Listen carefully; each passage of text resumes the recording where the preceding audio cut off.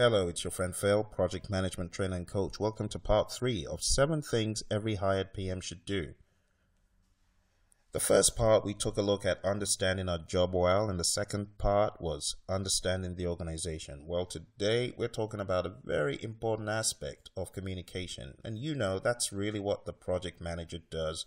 We're talking about actively listening. So actively listen. There are times you just need to tell yourself to be quiet. And active listening is all about being quiet at the right time, responding to affirm you have understood, and watch your body language as well. Professor Emeritus Albert Mehrabian, he did this experiment at UCLA. And what did he determine? He determined that when you communicate face-to-face, the magnitude of communicating by body language is a lot more. It far outweighs the 7% of words. The 55% outweighs the 7%.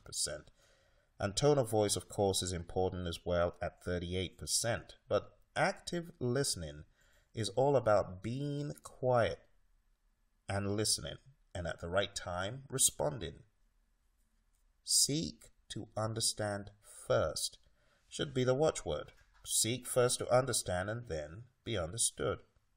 So we want to be quiet, we want to understand, and then we want to respond and affirm. And this goes for any PM hired new in an organization.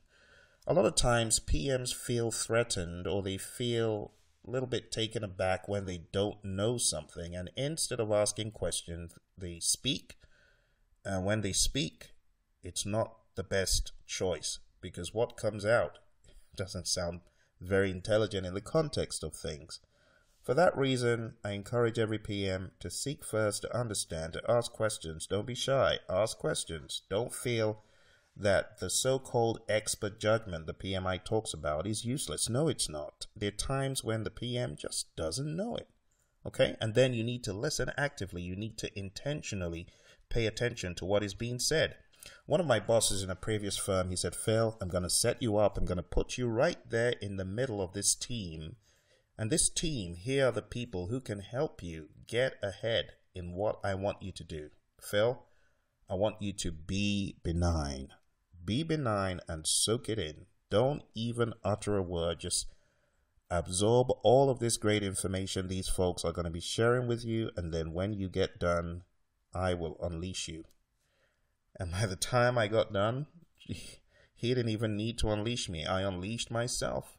I had so much information by being benign, by soaking it in, and as I was benign, I began to understand the world around me and how I needed to navigate that world very carefully in various respects.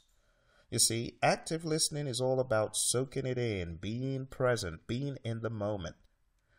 There's a difference between being quiet and listening actively, because someone could be quiet and you ask them questions after and they've got no clue what was said.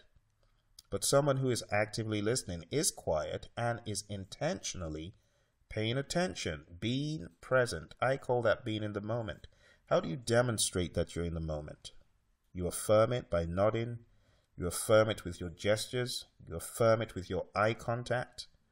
You use body language to allow people to understand. Yes, I know. You acknowledge. The acknowledgement is so important in active listening.